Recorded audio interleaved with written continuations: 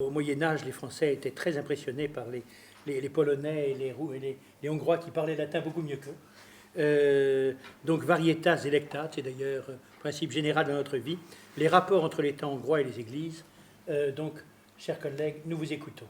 Merci bien, Monsieur le Président. Alors, chers collègues, chers amis, si vous me permettez, je sais que ce n'est pas de l'habitude, mais je dois tout de même, tout en remerciant les organisateurs, de vous témoigner de mes émotions profondes et sincères. Ça fait 10 ans que j'étais ici à Lyon, où j'ai fait mes recherches doctorales. Et donc, comme je disais à notre ami M. Avonneau, qui venait de terminer l'atelier dernier, je suis un peu dans ses bottes parce qu'à une époque donnée, moi-même, j'étais à terre de l'Université Lyon 3. Donc, c'est non sans émotion que je suis là pour vous présenter ma toute petite contribution à ce colloque et de vous parler de la Hongrie. J'ai trouvé intéressant de parler de la Hongrie parce que cela me permet de vous apporter un exemple, pour vous dire extraordinaire, pour ne pas dire extravagant, dans la matière en ce qui concerne les rapports entre l'État et les églises. Je vais essayer de me borner d'abord pour respecter le temps, mais également en raison de mes compétences professionnelles, avec toute l'humilité que je dois. Je suis juriste constitutionnaliste et donc je vais essayer d'aborder le sujet de cet aspect-là.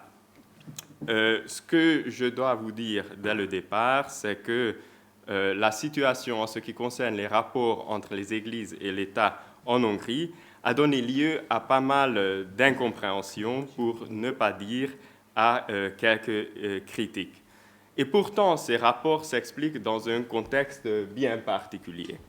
Un contexte bien particulier parce que, d'une part, nous sommes en Europe centrale. Je vois qu'il y a quelques Africains dans la salle, donc j'ai trouvé ça quand même intéressant de vous mettre une carte afin que vous puissiez bien placer la Hongrie.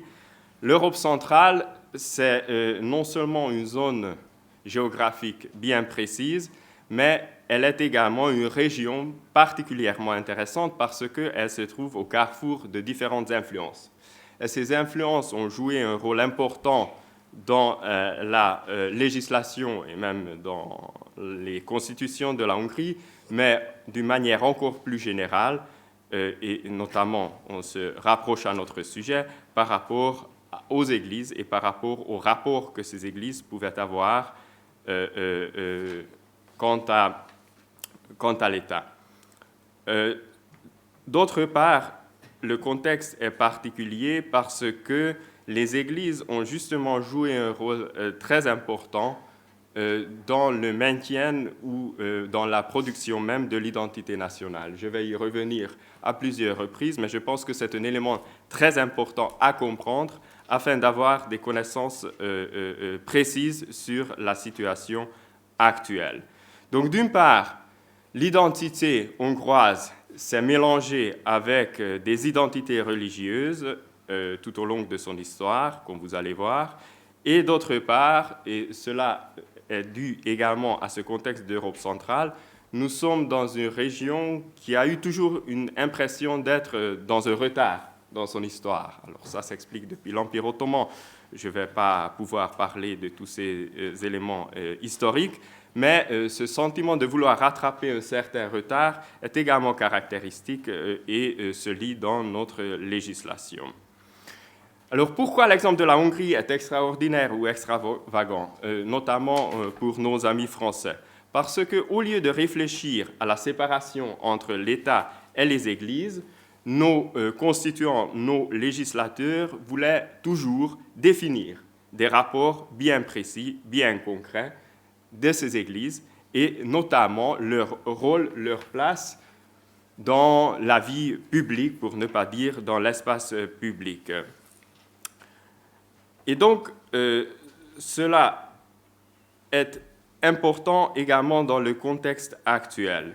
Il est vrai que la constitutionnalité moderne présuppose la liberté religieuse, la liberté confessionnelle, ce qui veut dire que dans tous les États constitutionnels modernes, l'État il est confessionnellement neutre et les églises sont interdites de la sphère publique, mais en même temps, le droit hongrois, y compris le droit constitutionnel, veut établir des rapports étroits entre les églises et l'État, et vous allez voir toutes les problématiques juridiques qui sont dues à cette volonté.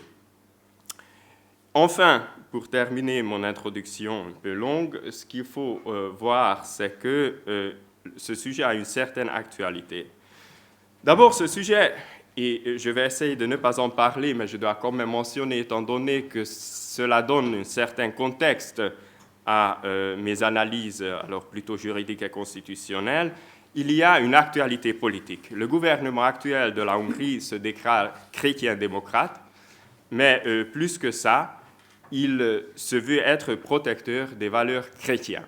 Ce qui veut dire que déjà dans les rapports entre l'État et les églises, il y a cet élément politique à prendre en compte. Encore une fois, nous en parlerons très peu, mais il faut comprendre que ce n'est pas une sorte d'anachronisme ou de populisme, avec les deux termes, j'ai des soucis, mais je ne vais pas en parler maintenant. Mais il y a un contexte bien particulier qu'il faut quand même connaître. Des auteurs parlent d'un christianisme culturel. Alors ça, c'est aussi un élément qui ne fera pas forcément l'objet de mes études, mais qui, encore une fois, est contextuel à mes analyses. Mais également, il y a une actualité juridique pour le sujet. Alors ça, c'est plus intéressant pour moi. La Hongrie a été condamnée par la Cour européenne des droits de l'homme en 2014, et c'est une question que je vais étudier un peu plus amplement à la fin de mon exposé, parce que je pense que là, il y a effectivement quelque chose d'assez intéressant qui démontre une certaine incompréhension, je dirais même une mauvaise compréhension de la situation. Je vais vous expliquer pourquoi. D'ailleurs, c'est un arrêt de la Cour qui, indépendamment de la situation hongroise, a été beaucoup critiqué par la suite dans la doctrine.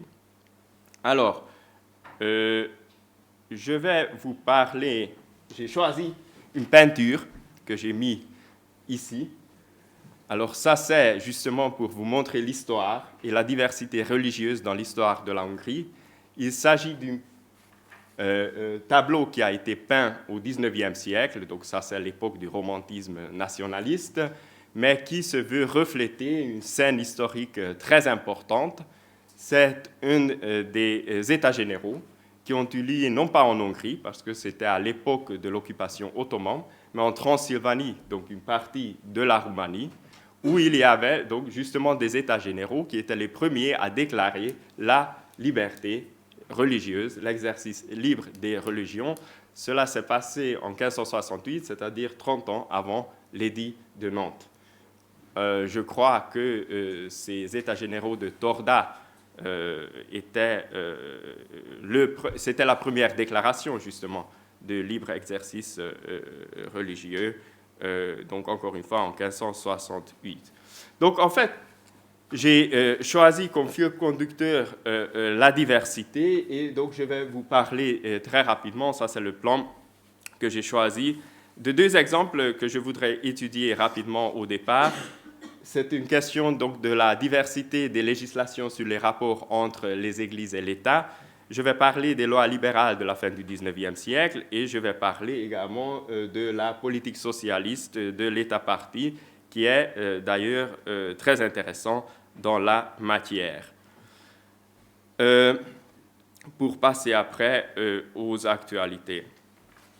Dans la méthode que j'ai choisie, ce que je voulais vous mettre, et donc là vous avez déjà cette idée de justement une petite confusion, un mélange, où je vais revenir encore une fois entre le nationalisme et l'identité confessionnelle.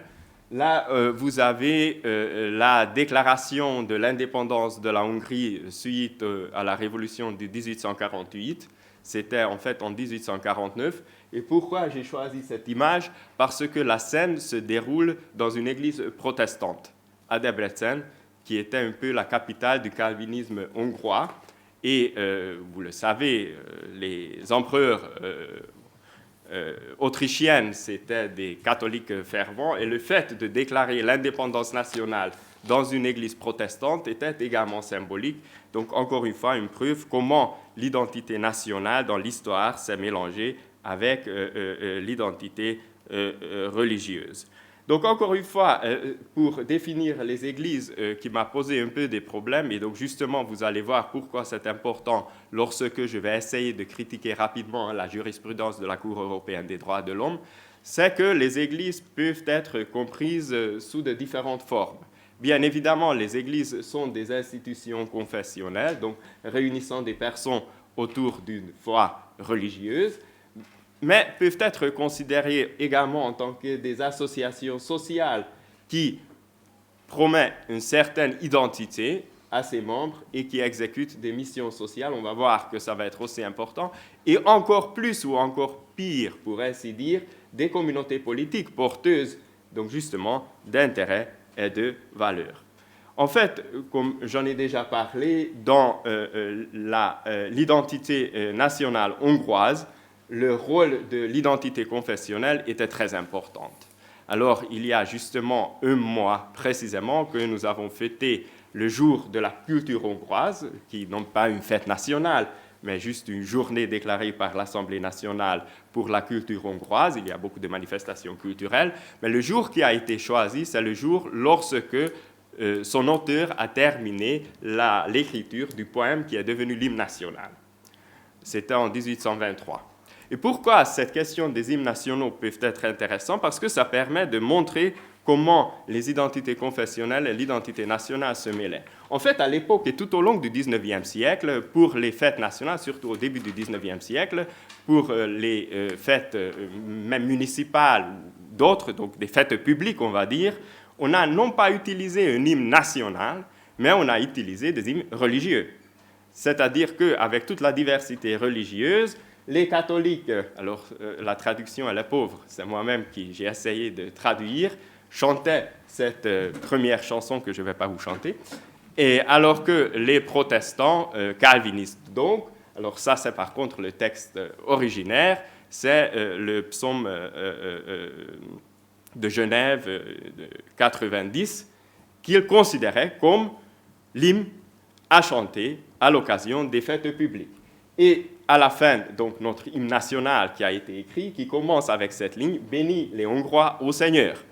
Donc, vous voyez à quel point la vie publique et la vie religieuse sont bien mélangées au moment même où il y a l'émergence de l'idée du nationalisme.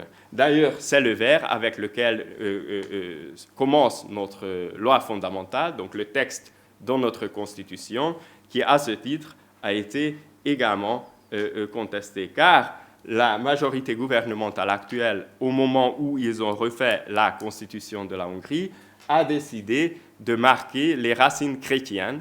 Donc, il y avait cette vocation, au moment de l'adoption de la loi fondamentale le 25 avril 2010. Et donc, vous voyez dans ce texte, effectivement, c'est dans le préambule, mais ce sont quand même des phrases assez importantes, assez concrètes. Nous sommes fiers que notre roi Saint-Étienne ait placé l'État hongrois sous des fondements solides, qu'il ait fait entrer dans notre parti, dans l'Europe chrétienne. En Europe centrale, au carrefour de ces influences, il y a cette volonté d'appartenir à l'Europe occidentale, mais cette Europe occidentale est considérée, on est en 2010, on n'est pas au Moyen-Âge, comme une Europe chrétienne, justement. Et puis, nous reconnaissons le rôle du christianisme dans la préservation de la nation. Vous voyez le mélange entre l'identité nationale et le rôle du christianisme. Nous respectons bien évidemment les différentes traditions religieuses dans notre pays parce qu'on est dans un texte du constitutionnalisme moderne.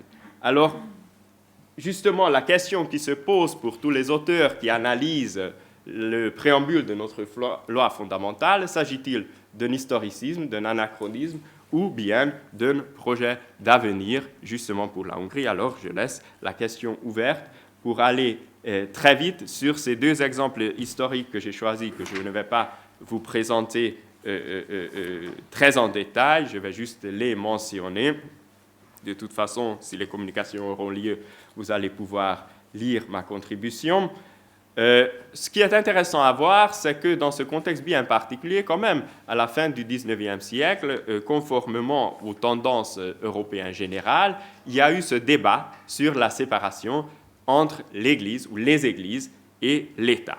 Et à ce moment-là, conformément aux idées du libéralisme de l'époque, après des débats parlementaires vifs, qui d'ailleurs entraînaient la démission du gouvernement, donc cette question religieuse a causé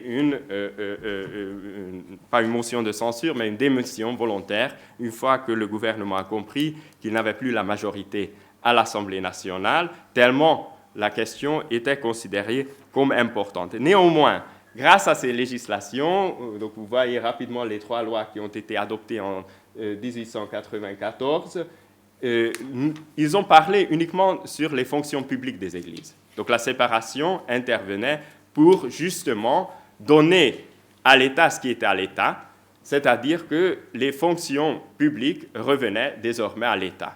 D'ailleurs, énormément de mariages étaient célébrés très rapidement avant l'entrée en vigueur de la loi en Hongrie, parce qu'une majorité de la population refusait cette séparation et ne voulait pas aller devant l'État civil qui a été constitué justement à cette occasion, mais voulait non seulement parce que, bien évidemment, après l'état civil, on peut aller à l'église, mais voulaient que leur mariage soit prononcé uniquement à l'église. Et puis, il y a la grande loi très importante de 1895 sur la liberté religieuse, sur l'exercice libre des confessions, pour tout dire.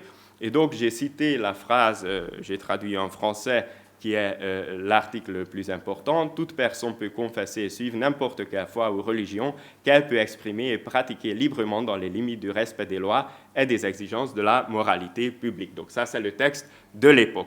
Il était très important d'ailleurs parce que cela a permis de donner un statut légitime également à la religion israélite, donc aux Juifs de la Hongrie. Un autre élément historique que je vais mentionner très rapidement, c'est la politique sociale en matière des rapports entre l'État et l'Église, parce que justement, pendant le communisme, c'était aussi une question très intéressante, et d'ailleurs beaucoup d'articles ont été publiés après le changement de régime sur cette situation. Je ne vais pas entrer dans les détails, mais ce qui est intéressant à voir, c'est qu'après la révolution de 1956, le parti État a décidé non pas de libéraliser, pas du tout. Il y avait toujours une politique de répression contre les églises, mais de s'occuper avec les églises, tout en voulant utiliser alors justement plutôt des moyens politiques que des moyens juridiques et administratifs. Ce qui était intéressant à cette époque, que le parti et l'État se sont constitués, certes, il y avait le même centre du pouvoir, mais se séparaient justement pour que le parti puisse mener une guerre ouverte contre les religions, conformément à l'idéologie marxiste, mais que l'État puisse entretenir des rapports avec des églises. Et ces rapports étaient très importants à l'époque parce que pour les socialistes, pour les communistes de l'époque, les églises étaient considérées comme des communautés importantes également pour promouvoir leur propre idéologie. Je vais simplement mentionner le mouvement des curés de paix, comme ils ont appelé ça, des pasteurs de paix, Opus Pacis. Ce n'était pas uniquement pour la Hongrie, mais c'est en Hongrie que ça avait le plus de succès. Ce mouvement où l'État et donc le parti pouvaient s'infiltrer dans les églises. Alors, pour parler rapidement des réglementations contemporaines, parce que c'est ce que je trouve le plus intéressant, après le changement de régime en Hongrie, la situation est devenue particulièrement intéressante. Parce que, conformément aux exigences occidentales, en Hongrie, on a promulgué la loi numéro 4 de l'an 90, où on a décidé de libéraliser pour les églises. Et là, je vais rejoindre M. Avonneau, parce que ce qui s'est passé, c'est que, étant donné que la constitution des églises était quelque chose d'assez facile, et après la conclusion du traité de Vatican, donc avec l'Église catholique, dans un souci de ne pas discriminer les autres églises, des avantages fiscaux et quelques subventions, mais c'était surtout les avantages fiscaux qui étaient intéressants parce que les subventions revenaient à toutes les églises en fonction des membres. Enfin, il y avait un système compliqué comme en Allemagne, 1% des impôts peuvent être attribués lors des déclarations des impôts à des églises et en fonction du nombre des personnes qui ont donné 1% de leurs impôts, l'État à rajouter des subventions à ces églises. Mais ça ne représentait une somme importante que pour les églises traditionnelles ou historiques. Par contre, pour toutes les églises, il y avait possibilité des avantages fiscaux, qui faisait qu'en Hongrie, on a créé 406 églises. 406 églises ont été enregistrées. Il suffisait d'avoir 100 personnes qui se déclaraient suivre la même foi. Et donc, le tribunal pouvait les enregistrer et à partir de ce moment, ils bénéficiaient de ces avantages fiscaux. D'ailleurs, même la Cour européenne des droits de l'homme a utilisé le terme « business church » dans son jugement, ce qui est devenu le terme technique pour décrire ces églises qui ont été constituées non pas dans un objectif confessionnel, mais bien logiquement dans l'objectif de bénéficier de ces avantages. Alors dans cette situation, le gouvernement actuel, qui a trouvé important de revenir aux racines chrétiennes, comme nous avons vu ça dans le préambule de la loi fondamentale, a décidé d'adopter une nouvelle législation. Cette nouvelle législation a prévu une procédure de reconnaissance pour les églises, justement afin de mettre fin à cette situation avec les 406 églises, parce que, bien évidemment, la majorité parlementaire ne voulait pas priver toutes les églises de ces avantages, mais uniquement ceux qui ne sont pas considérés comme des églises traditionnelles. Alors, je vais vous parler rapidement de la jurisprudence de la Cour européenne des droits de l'homme, mais finalement, le problème a été résolu, comme souvent, avec une complexité énorme, parce qu'après la condamnation de la Hongrie, l'Assemblée nationale a légiféré à nouveau. Et donc, aujourd'hui, c'est la loi numéro 100 de l'an 2015 qui règle les rapports entre l'État et les églises. Et dans cette loi, on a décidé de mettre 4 catégories. Donc, c'est quand même une complexité énorme. Association religieuse, église enregistrée, église reconnue, église intégrée. Alors ça, c'est un terme que j'ai traduit, qui vient en fait avec la terminologie du 19e siècle, qui a été repris à cette occasion pour parler des églises qui sont intégrées dans la société hongroise, c'est-à-dire qui seraient des églises traditionnelles. Donc pour ne pas discriminer, finalement, on devait créer 4 catégories différentes avec des droits et des prérogatives différents. Pour parler, et donc là justement, c'était les catégories, comme vous allez voir, qui ont posé le plus de problèmes, de cette condamnation de la Hongrie par la Cour européenne des droits de l'homme. Je vais résumer brièvement les griefs. Donc, les requérants parlaient d'une ingérence de l'État parce que la situation telle qu'elle était avant ne pouvait plus être maintenue, parlaient d'un traitement discriminatoire parce que certaines églises n'étaient plus reconnues en tant qu'églises, et une procédure déraisonnable parce que c'est l'Assemblée nationale qui reconnaît les églises, donc il y a une procédure politique. Le gouvernement a dit qu'il n'y a pas de changement dans le statut des églises en ce qui concerne la Convention européenne des droits de l'homme, car la Convention européenne des droits de l'homme parle de la liberté religieuse. Or, cette liberté religieuse ne garantit pas un droit à des avantages. Donc, le fait de ne permettre de bénéficier de ces avantages qu'aux églises reconnues par l'Assemblée nationale ne viole pas la liberté religieuse. D'ailleurs, l'État ou le gouvernement a dit qu'il s'agit d'un but légitime de la préservation de l'ordre public. Le fait de laisser bénéficier des églises de nombre aussi important est contraire à l'ordre public et que la procédure choisie est raisonnée et proportionnée. Voici ce que la Cour a répondu. La Cour a reconnu que l'ingérence est prévue par la loi, donc c'est bon, et dans un but légitime, donc c'est bon. Qu'il y a par contre un changement de statut. Et pour les changements de statut, ce qui est intéressant, c'est que la Cour européenne des droits de l'homme n'a pas parlé des avantages fiscaux. C'est-à-dire que son raisonnement était tout à fait indépendant de tous ces avantages. Mais mettait l'accent surtout sur la question du nom. Le fait que ces mouvements n'étaient plus appelés des églises, mais des associations religieuses, posait problème à la Cour européenne des droits de l'homme, et ce problème lui était présent en raison d'un sentiment que des fidèles pouvaient ressentir comme n'être que tolérés. C'est justement l'expression qu'utilise la Cour, n'être que tolérés au sein de la société hongroise, contrairement aux fidèles des églises traditionnelles. Et donc, effectivement, la Cour a déclaré qu'il s'agit d'une procédure politique, qui mènent à un traitement différencié. Encore une fois, pour résumer l'arrêt, ce qui est intéressant à mon avis de voir que l'enjeu, c'était la dénomination. Le fait de pouvoir appeler église et non pas église. C'est-à-dire que business church, ça reste un church, ça reste une église. Et donc, ils ont le droit à l'appellation d'église, même s'ils n'ont pas le droit au business. Donc, sans les avantages fiscaux. Ce que j'ai trouvé intéressant, et peut-être je vais m'arrêter là pour respecter le temps, c'est qu'il y a eu quand même une opinion dissidente, ce qui fait d'ailleurs, ce qui donne d'ailleurs la raison de tous ces critiques qu'on a entendues après l'adoption de cet arrêt de la Cour. Deux juges ont décidé d'écrire dans une opinion dissidente, et ça reste sans exemple dans la jurisprudence de la Cour européenne des droits de l'homme, quoique critiquer la jurisprudence de la Cour européenne des droits de l'homme par rapport à ces questions justement en rapport avec des identités culturelles spécifiques des États devient de plus en plus à la mode. La Cour doit toujours garder à l'esprit que la portée des droits et des libertés garantis par la Convention n'est pas limitée.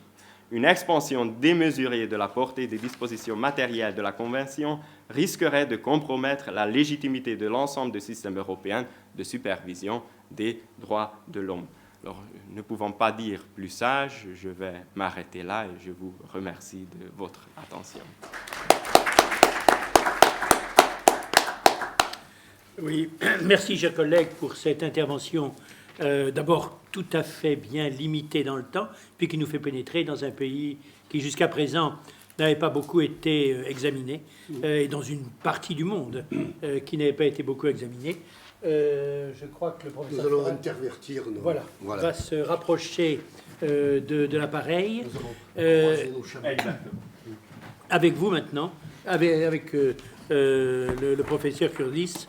Nous avons pénétré l'Europe centrale, et c'était très différent de ce que nous connaissons jusqu'à présent.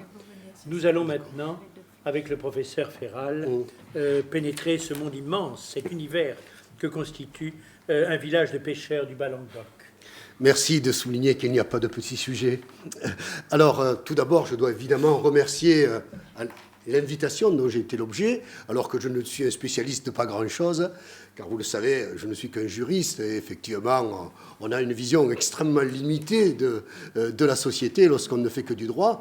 Et je remercie beaucoup Albert Lourdes de m'avoir fait confiance pour un petit exercice de style qui n'a pas de prétention scientifique. Il s'agit, lorsque nous avons discuté de ce programme, nous avions évoqué l'idée que, en définitive, derrière la notion de laïcité, il y avait certainement des valeurs et des valeurs populaires. Alors, la valeur populaire, évidemment, c'est un domaine très délicat, que d'interroger les représentations et les valeurs, la notion de valeur. Et effectivement, dans un premier temps, je me demandais comment je pouvais rendre compte de ces valeurs populaires en relation, effectivement, avec la laïcité. Et puis, en consultant quelques vieux bouquins, je tombe effectivement sur cette petite phrase de Fernand Braudel sur l'identité de la France, qui nous dit « Comment tenir la morale à l'écart de tout ce qui est l'identité ?» Alors évidemment, les juristes se disent « Mais la morale n'est pas le droit n'est pas la morale. Et puis la morale, chacun a la sienne, etc. etc. » Cependant, c'est un fait social, la morale. La morale, c'est la façon dont on se représente le bien, le mal, le beau, le juste, etc. Et comment interroger, là aussi, donc, les valeurs populaires, à partir de quoi et sur quel fondement? Tout ça est extrêmement délicat. Parce qu'aujourd'hui, dès qu'on parle de populaire, quelqu'un va nous dire « Ah oui, mais il y a le populisme ». Effectivement, on recule en disant « Excusez-moi, je ne voulais pas parler de tous ces gens-là. Non. Restons entre nous, entre experts, bien convenables. » Et voilà. Alors, valeur populaire, c'était relativement difficile. Et puis, alors, j'ai eu l'idée qu'effectivement, je pouvais interroger ma propre histoire d'un milieu populaire.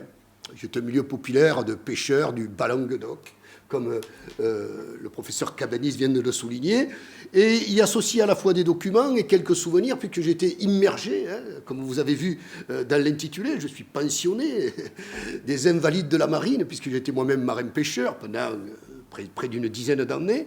Et donc, j'ai dit, pourquoi ne pas interroger les valeurs populaires de ce milieu et voir en quoi ces valeurs populaires sont en relation, en définitive, avec la fidélité à l'État. Car enfin, quand on va interroger les valeurs populaires, moi je verrai deux choses et que j'illustrerai avec le travail, un petit travail qu'avait fait Mona Ozouf. C'est tout d'abord le fait que cette phrase de Pierre Clastre qui dit « Nous avons tous chevillé au fond du cœur l'idée qu'il n'est d'organisation que de l'État. » Et ça, c'est très occidental. La société, c'est l'État, c'est très hegelien, bien entendu, et les pêcheurs de Palavas que j'ai documentés sont hegeliens, en fait. C'est-à-dire qu'il n'y a rien qui soit au-dessus de l'État. Et c'est bien interrogé. Donc vous voyez que dans ce que je disais ce matin à propos de l'ordre interconfessionnel et d'autre part le désordre qu'il y a entre la religion et l'État, j'ai bien choisi la question de l'État dans l'autre. Et en définitive, Dieu, pour ces pécheurs, c'est l'État. Dans une certaine mesure, il n'y a rien au-dessus de cela. Et de ce point de vue, il participe avec le grand philosophe donc, du début du XIXe siècle. Par ailleurs, l'idée que j'ai documentée, c'était qu'en réalité, les valeurs de la République et les valeurs de la religion et les valeurs populaires, pendant une très longue période, tout le XIXe et pratiquement tout le XXe siècle, ces valeurs ne sont pas tellement divergentes. C'est-à-dire qu'en fait, elles participent valeurs chrétiennes, valeurs de la République, valeurs populaires, etc. Alors évidemment, il y a des divergences, mais elles ne sont pas fondamentales, et j'ai essayé aussi de le documenter à travers les représentations des uns et des autres. Et puis la dernière idée qui m'a inspiré, excusez-moi, tous ces prolégomènes, hein, mes chers amis, c'est ce petit travail qu'a fait Mona Ozouf qui s'appelle « Composition française ». Mona Ozouf est une personne qui elle-même montre le parcours qu'elle a. Elle est philosophe, elle s'est convertie par la suite à l'histoire, mais vous savez qu'en sciences sociales, nous sommes tous des historiens ratés. Et donc, Mona Ozouf montre sa propre histoire. Sa mère est institutrice de la République. Son père est un breton bretonnant, très attaché à la tradition. Et bien évidemment, elle montre comment l'école privée et l'école publique se regardent en Bretagne ancienne de faïence. Mais il n'y a pas de divergence sur les valeurs. Il y a un fossé politique, clairement, mais aucune différence sur les valeurs. Et d'ailleurs, l'institutrice et la mère de Mona Ozouf n'est pas une dévergondée, pas du tout. À la suite de son veuvage, elle va toute sa vie élever seule sa fille dans la plus grande dignité. Et elle pourrait très bien rentrer dans toutes les églises et être célébrée par sa vertu.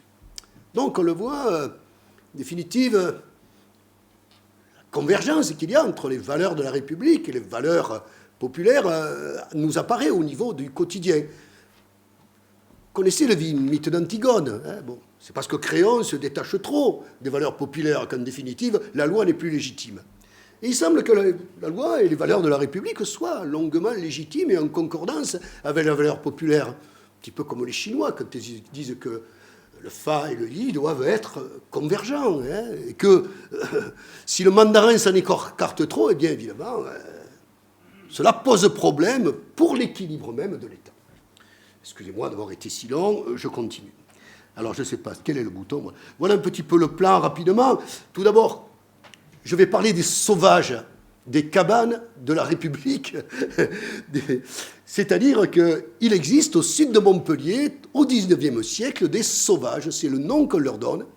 Et ils vont être initiés, en fait, à la nation et à la République. Je vais vous donner quelques explications. Ensuite, on voit que l'Église et l'État cohabitent très bien dans le village des sauvages, enfin que les valeurs patriotiques, les valeurs populaires, les valeurs chrétiennes de tous ces pécheurs ne sont pas divergentes avec les valeurs de la République. Il y a même une sorte de complicité. Si j'ai le temps, mais je crois que je ne l'aurai pas, on peut s'interroger sur l'évolution des valeurs de la République aujourd'hui, hic et nunc, donc par rapport dans les tourments de la mondialisation, qui expliquerait peut-être les doutes que l'on a désormais sur la légitimité de l'État. Alors voilà le lieu, hein, c'est effectivement le golfe du Lion, hein, qui va faire un chapelet d'étangs, un cordon littoral très long. Le village dans lequel j'étais émergé, qui m'a donné le jour, etc., c'est un petit village, c'est le golfe d'Aigues-Mortes. Vous voyez, on y voit clairement, je ne sais pas, voilà, là, le petit cordon littoral sur lequel vont s'installer ces pêcheurs au XIXe siècle. Hein. Voilà, ça c'est le golfe d'Aigues-Mortes. Et à Montpellier, à peine à 8 km. Hein. Montpellier, un petit fleuve côtier, et à ce débouché de fleuve côtier, nous aurons effectivement, donc, nous allons trouver effectivement cela. Alors, premièrement, évidemment, le lieu et l'histoire. Hein. Alors, c'est l'histoire d'une colonisation par des Va-nu-pieds, des gens andoriens, qui vont coloniser tout le lido du golfe de Lion, c'est-à-dire, on peut dire, du Rhône jusqu'au sud de Perpignan. C'est-à-dire que des centaines, voire des milliers de cabanes, on ne les a jamais réellement donc comptées, vont s'implanter au fur et à mesure que le lido devient sûr, c'est-à-dire qu'on est débarrassé des barbaresques et des Anglais, et que donc il n'y aura pas de coup de main.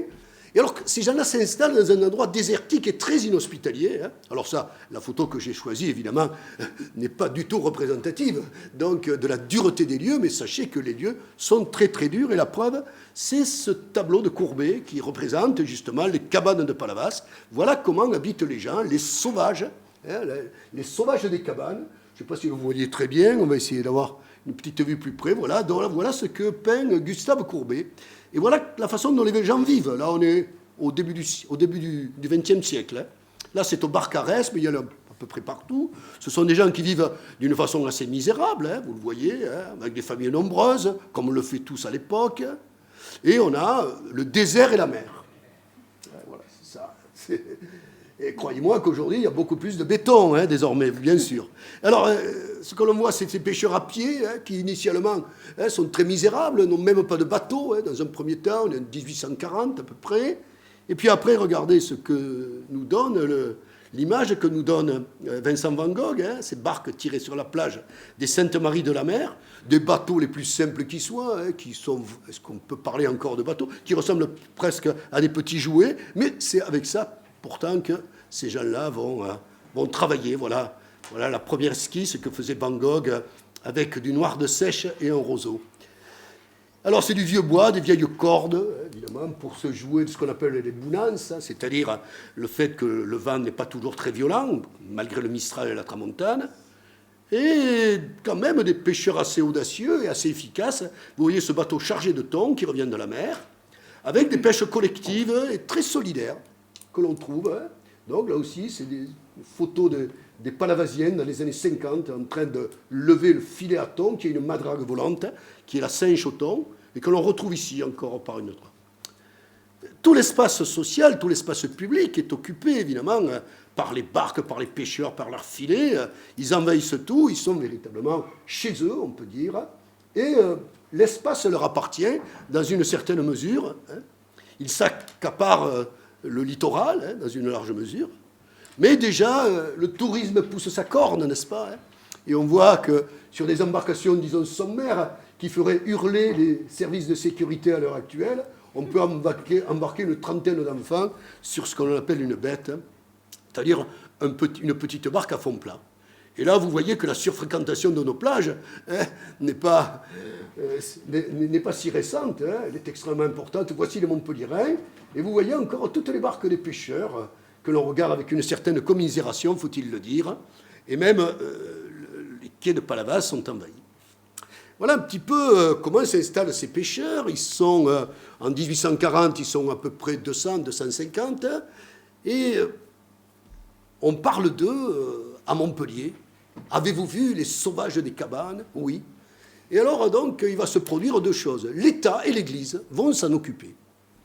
Et c'est là ce qu'il y a d'intéressant dans cette collusion, en définitive, pour attirer dans leurs filets respectifs les sauvages des cabanes. Mais comme nous sommes en 1840, nous sommes donc sous la monarchie de Juillet, et nous sommes très très loin de la laïcité, bien entendu. Que se passe-t-il? Eh bien, tout d'abord, l'État intervient. Tout d'abord, il embarque tous ces pêcheurs sur les bateaux de la marine, et il leur offre une administration qui existe partout. C'est la glorieuse administration de la marine. De temps en temps, il les embarque pour qu'ils se tuent donc, dans des guerres maritimes.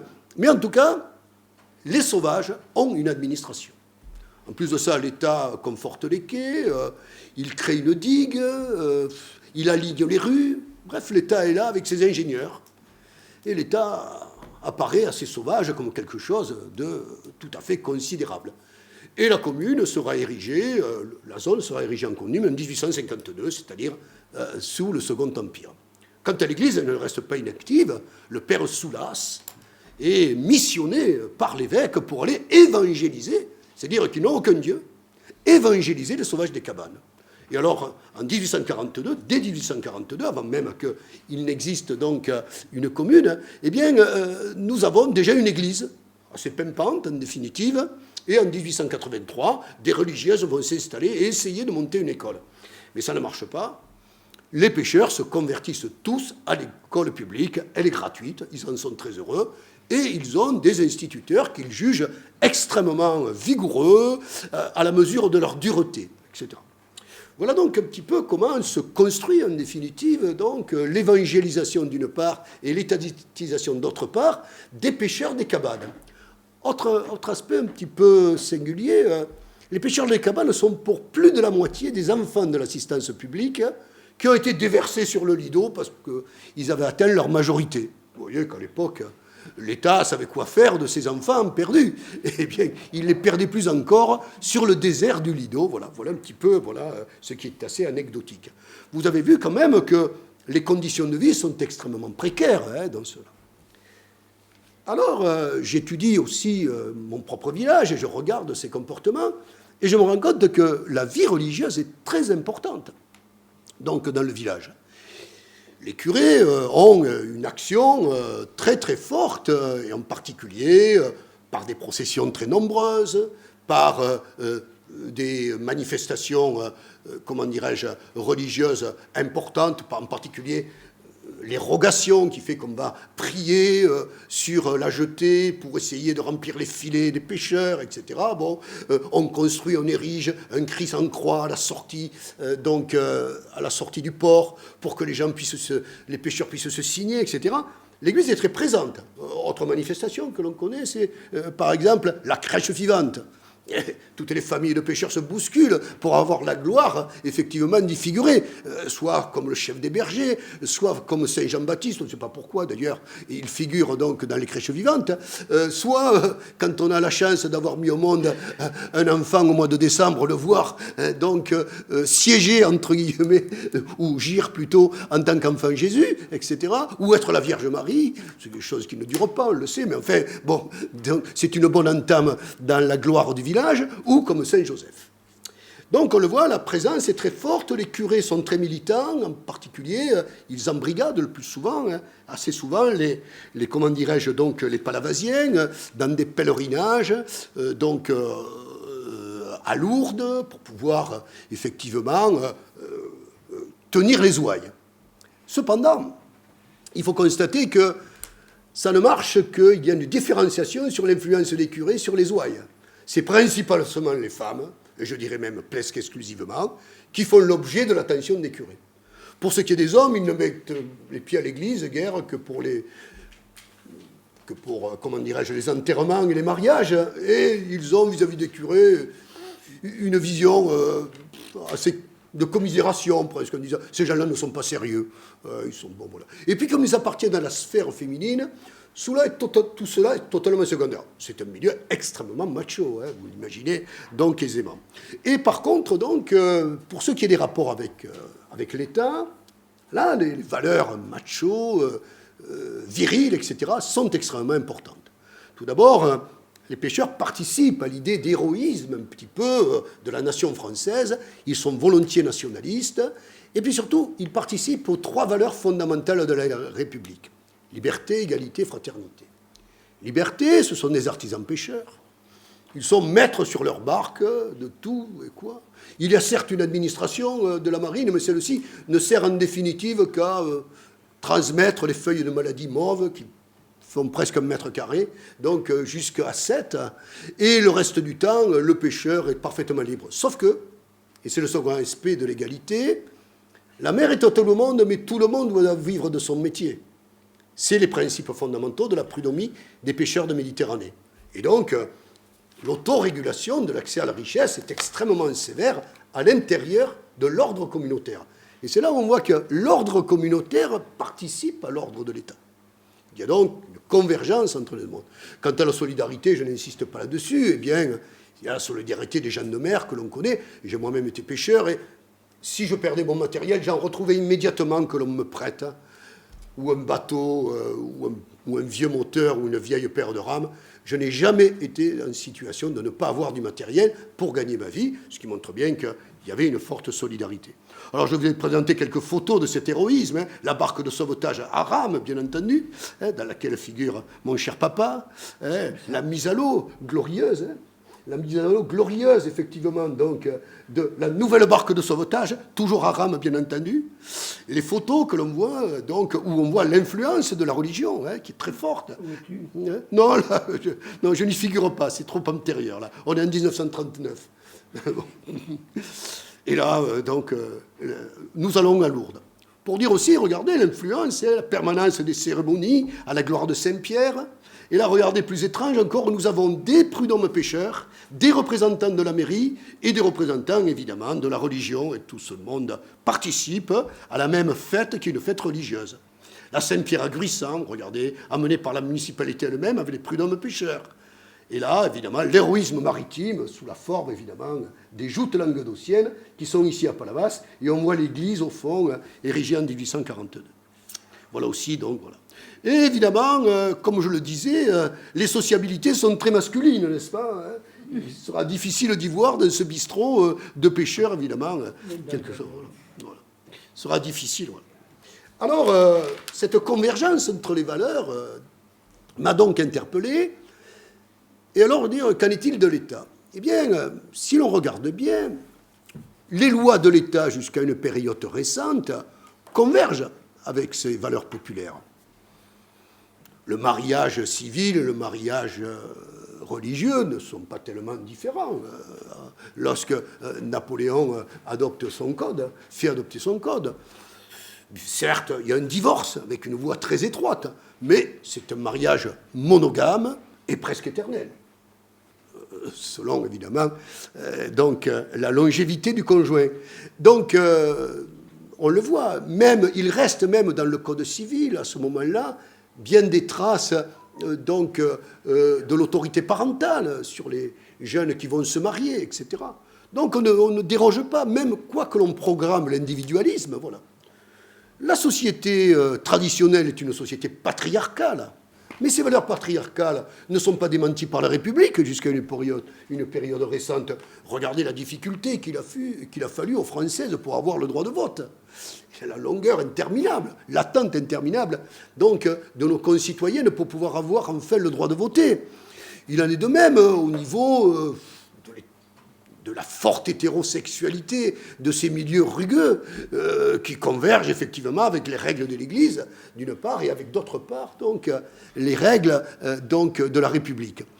Donc il n'y a pas de divergence au niveau des valeurs, entre guillemets, jusqu'à des périodes récentes dans lesquelles... Voilà. Et surtout, l'idée que l'État peut tout. L'État peut tout, l'État français supérieur aux autres États, ce qui est une fâcheuse façon de voir le monde. Je le reconnais, car je ne décris pas un monde juste. Hein, vous êtes d'accord avec moi, hein. Je ne fais qu'observer la façon dont ce milieu donc, s'est développé. Et en tout cas, l'idée que l'État est véritablement l'autorité supérieure qui a des valeurs convergentes avec des valeurs fondamentales et traditionnelles et qui ne déroge pas, en définitive, à la façon dont on conçoit son avenir. Quant à l'Église, elle s'y intègre. Et on peut avoir la foi que l'on veut, etc. Elle s'y intègre, et ce que j'ai pu constater au niveau des curés de mon village, c'est qu'ils s'intègrent à la République et au village. Il n'est pas question pour eux, par exemple, de concurrencer sérieusement l'école publique qui est gratuite, qui a un très très grand prestige dans le village. Donc on le voit, nous avons une longue période de plus d'un siècle pendant laquelle il y a convergence entre les valeurs étatiques qui s'expriment à travers la loi et d'autre part les valeurs traditionnelles qui sont à la fois héritées de la dureté de ces milieux communautaires, mais également donc des enseignements de l'Église dans une très large mesure. Et alors pour en conclure, parce que je crois que j'ai déjà été bien trop long, cher Président. Mais tellement passionnant. Non, je ne crois pas. Eh bien, pour conclure, je dirais que la divergence apparaît lorsque l'État est désormais confronté, comment dirais-je, eh bien, à la mondialisation, au fait qu'il apparaît comme étant impuissant ou étant en rupture avec les valeurs patriarcales. Et là, on sent bien le doute. Alors, on ne voit pas, évidemment, dans les rues du village de pêcheurs que j'ai décrit, et donc, vous pourrez vous référer donc à mes développements, on ne voit pas de manifestation anti-étatique, mais on voit du doute par rapport à la capacité de l'État de conserver ce qu'il devait être à l'origine des cabanes, c'est-à-dire pratiquement Dieu. En tout cas, être bien plus haut que la religion. Et avec une foi dans ses œuvres, dans ses capacités, donc à apporter le bonheur ici et peut-être au-delà, donc dans lequel on croyait. Alors ces doutes, on les connaît, et l'inquiétude que l'on peut avoir lorsque l'on parle des valeurs populaires, c'est de voir dans quelle mesure, effectivement, ces valeurs populaires que je viens d'évoquer, et que j'ai essayé d'approfondir, donc peuvent apparaître divergentes de plus en plus, donc par rapport à des valeurs qui sont aujourd'hui les nouvelles valeurs d'une nouvelle société mondialisée. Et ça, peut-être que ça expliquerait dans une certaine mesure la crise des Gilets jaunes, que je crois plus être une crise des valeurs qu'une crise de l'argent. Sauf que désormais, c'est l'argent qui est l'alpha et l'oméga des valeurs de cette nouvelle société fortement marchandisée. Il y a dans mon papier des développements aussi sur les rapports entre les valeurs populaires et l'argent et tout, etc., qui sont, je crois, assez intéressantes, que j'ai recueillies dans de nombreux documents.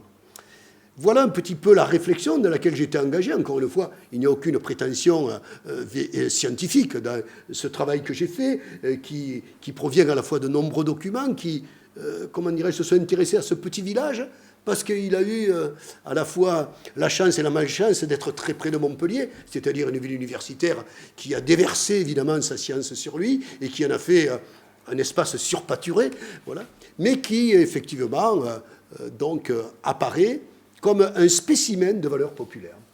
Je vous remercie et je m'excuse d'avoir été long. Et vous voyez, voilà ce que... Voilà, merci de votre attention. Vieux souvenir, n'est-ce pas? Ah oui, tu n'as pas du tout changé.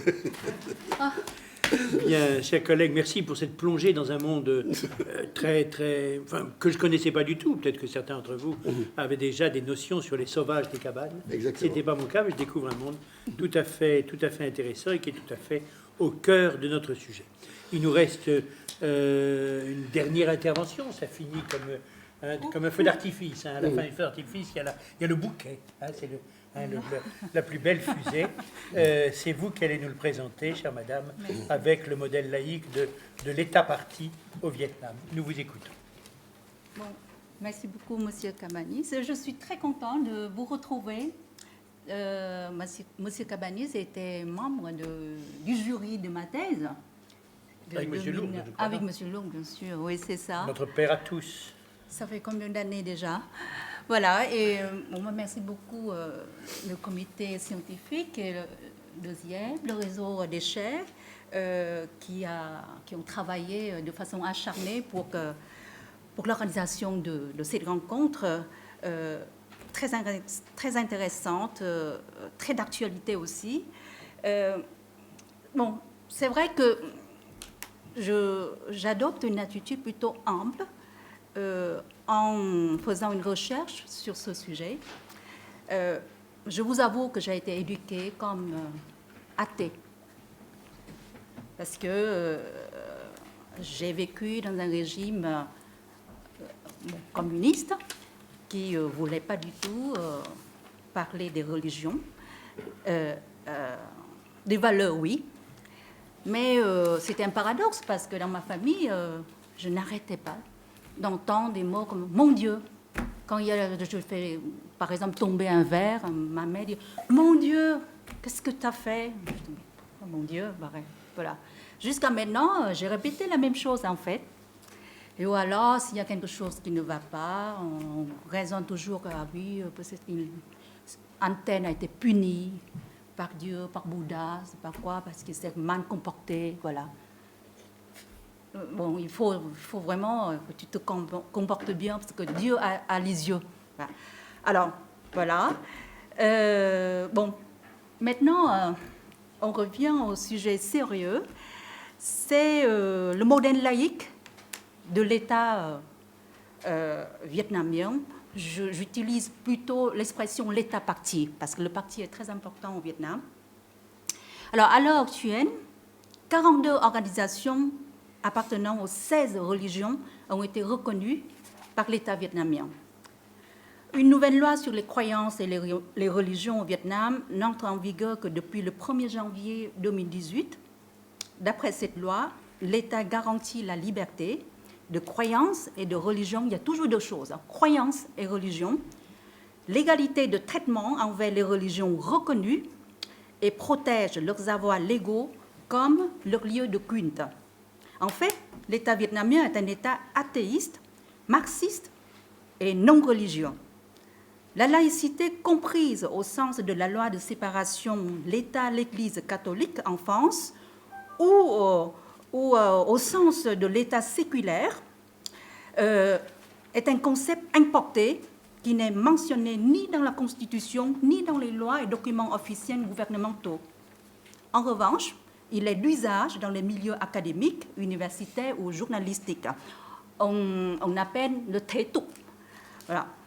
La Déclaration universelle sur la laïcité au XXIe siècle, signée en 2005 par 248 universitaires d'une trentaine de pays, indique que la laïcité n'est l'apanage d'aucune culture, d'aucune nation, d'aucun continent, dans l'article 7. Si l'État laïque doit être régi par les 3 indicateurs idéantypiques, selon cette déclaration, la liberté de conscience, l'autonomie séparation, c'est-à-dire la neutralité de l'État, et l'égalité de traitement, peut-on affirmer que la République socialiste du Vietnam est un État laïque? Au point de vue juridique, oui. L'État vietnamien, avec la nouvelle loi, garantit sa neutralité et son égalité de traitement envers toutes les religions.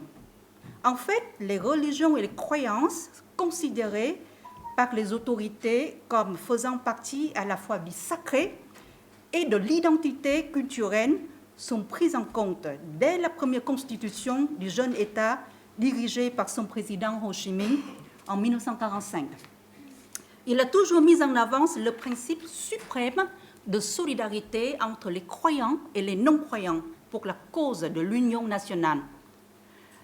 Dès 1955, avec un décret signé par le président de la République démocratique du Vietnam, l'État garantit la liberté des croyances et des religions. La constitution actuelle, adoptée en 2013, indique que le Vietnam est une république socialiste dirigée par le Parti communiste. L'article 24 dit que tout le monde a la liberté de croyance et de religion, de pratiquer ou non une religion, de l'exprimer ouvertement, conformément à la loi. Il affirme aussi que les religions sont égales devant la loi. Ainsi, nous pouvons affirmer que l'État vietnamien se conforme au principe de l'autonomie, séparation et l'égalité de traitement de la laïcité. Quant à la liberté de conscience, elle doit être régie par le cadre implicite et explicite de l'idéologie d'un État socialiste et dirigé par le Parti communiste. Celui-ci veille et oriente la politique publique dans toute activité de gestion étatique concernant le domaine religieux ou le domaine du sacré. Ainsi, le modèle de l'État laïque au Vietnam doit être appréhendé à la fois sur le plan culturel et politique. Cette double analyse fournira donc les facteurs expliquant le modèle particulier de pluralisme religieux de l'État laïque vietnamien. Alors, au point de vue historique et culturel, le Vietnam est un pays caractérisé par la diversité religieuse.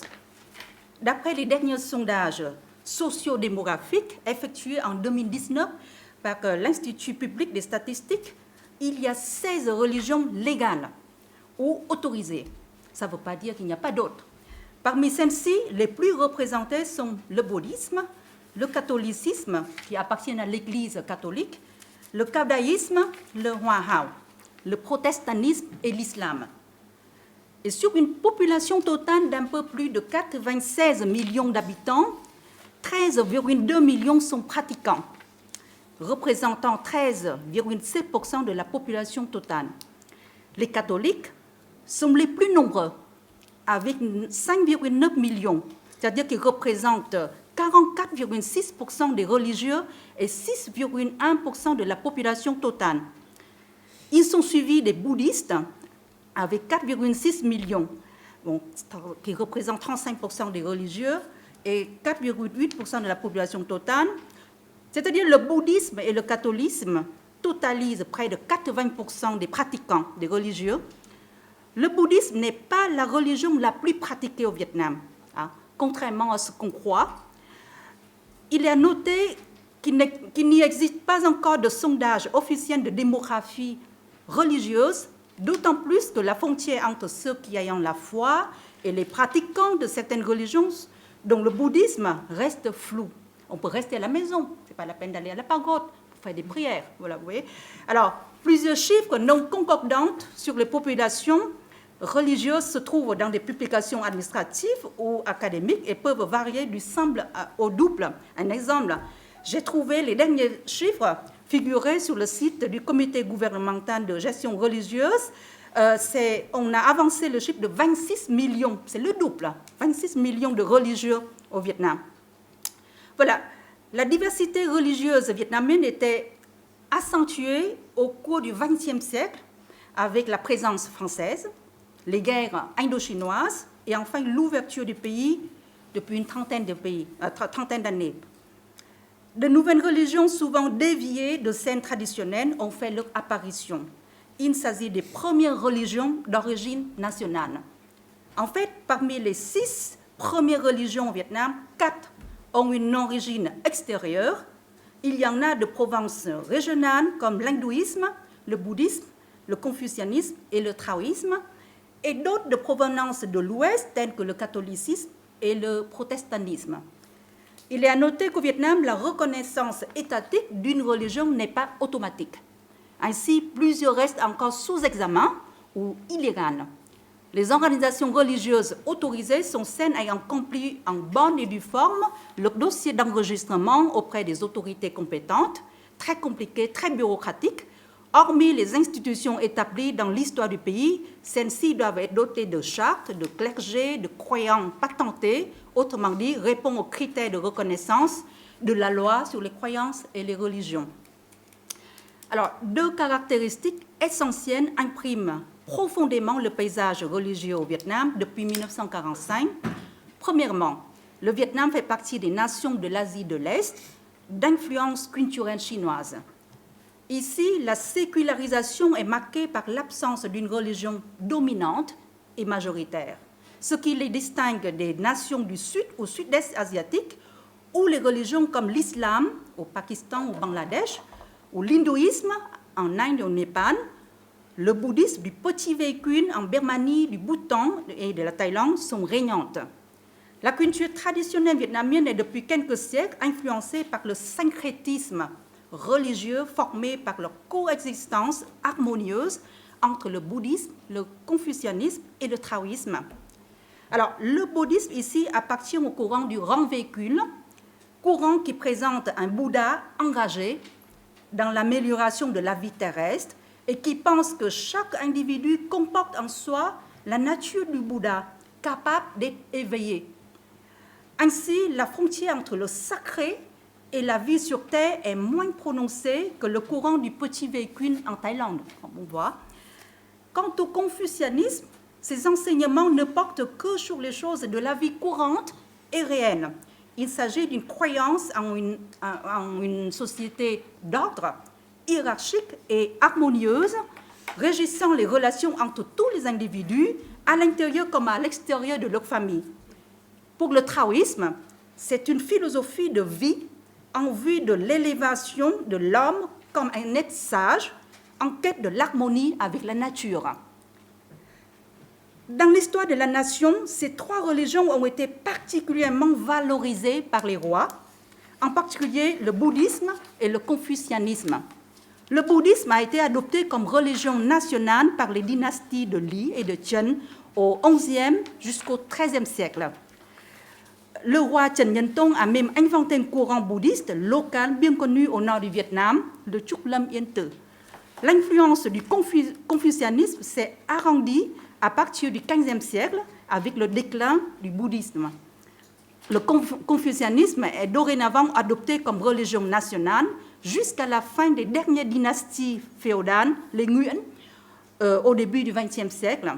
En fait, le confucianisme convient bien aux monarchies féodales vietnamiennes, dont le pouvoir est légitimé et renforcé par sa doctrine d'ordre et d'harmonie. En même temps, les trois enseignements religieux bouddhistes, confucius et taoïstes continuent à influencer les rites, les os et les coutumes du peuple vietnamien. Néanmoins, même si le confucianisme a rondement marqué le modèle d'administration féodale du Vietnam avant le XXe siècle, il n'a jamais concurrencé le pouvoir royal, n'ayant pas de force spirituelle sur le peuple. Ses disciples sont des lettrés et mandarins voués et fidèles au roi, considérés comme fils du ciel. En réalité, les rois féodaux vietnamiens avaient l'habitude de cautionner ou de protéger ces religions à travers des actions de subvention en argent pour la construction ou la rénovation des lieux de culte ou en salaire pour les dignitaires bouddhistes. Il est remarqué que la diversité religieuse au Vietnam se reflète aussi dans l'acceptation de la coexistence naturelle de plusieurs saints, génies, héros, dans le même lieu de culte tel un temple ou une pagode, voire dans une maison familiale. Il n'y a jamais eu de guerre de religion sur le territoire vietnamien. C'est cet héritage historique et culturel qui favorise le principe de séparation comme l'autonomie de l'État vis-à-vis des religions, de la laïcité du Vietnam indépendant depuis 1945. Alors, la deuxième caractéristique essentielle est que le peuple vietnamien est majoritairement marqué par un haut degré de spiritualité. Le culte des ancêtres, c'est un exemple. C'est-à-dire que, en fait, les pays asiatiques, sous influence de la culture confucianiste chinoise, comme la Chine, Singapour, le Vietnam, disposent d'un taux de religiosité élevé, ce qui est inversement proportionnel au taux démographique religieux. Ces peuples tiennent à accorder une place importante aux rites religieux dans certains événements marquants de leur vie personnelle, familiale et sociale, comme les funérailles, le mariage, la naissance et les festivités populaires. Alors, parmi les 4 indicateurs de mesure du degré de sécularisation des pays asiatiques, qui sont l'appartenance religieuse, l'observance des prières, la spiritualité et le rôle des rites religieux, les deux derniers, la spiritualité et le rôle des rites religieux, sont élevés au Vietnam. Voilà. Et les croyances populaires font aussi partie du paysage presque quotidien du Vietnam.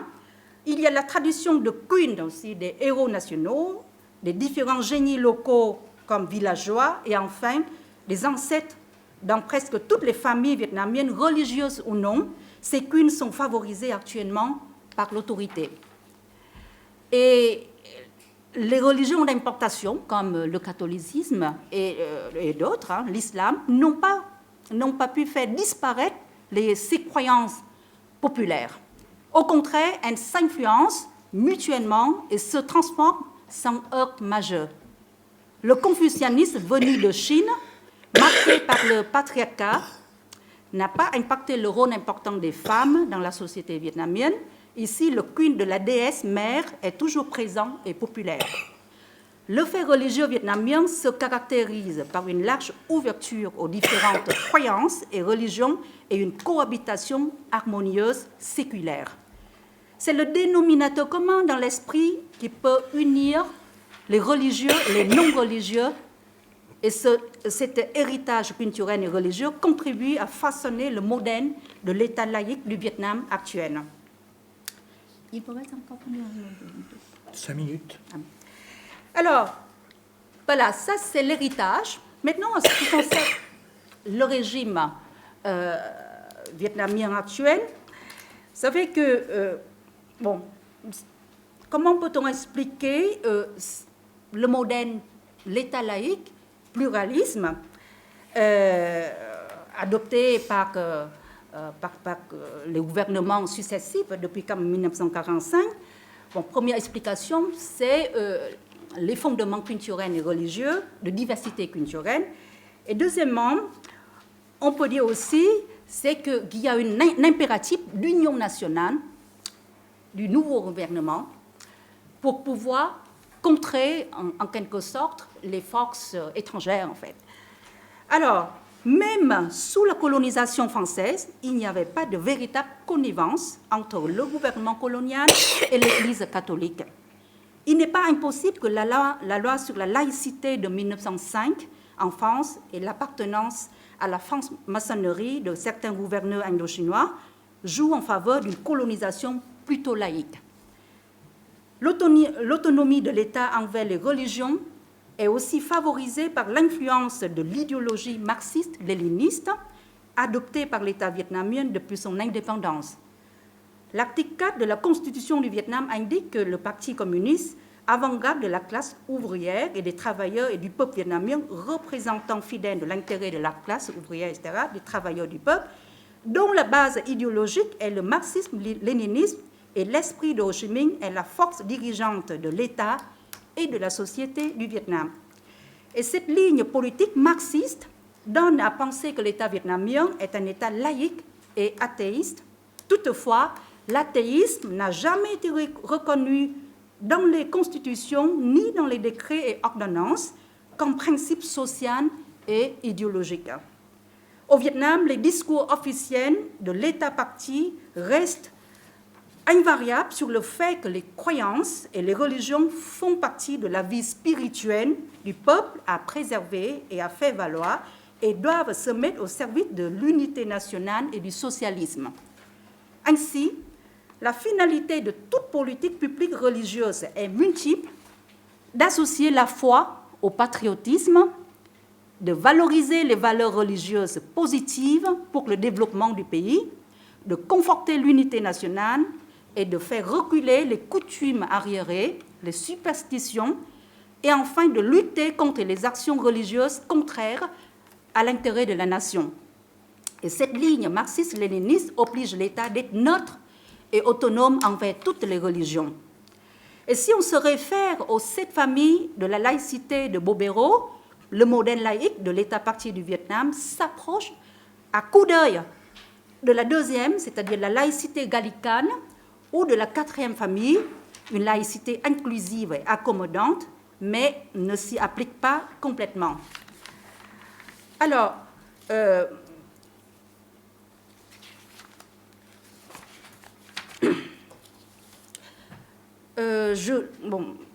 m'approche de la fin. Hein. Je cite une œuvre de l'ancien directeur de l'Institut national de recherche sur les religions au Vietnam, M. Do Quang Hung.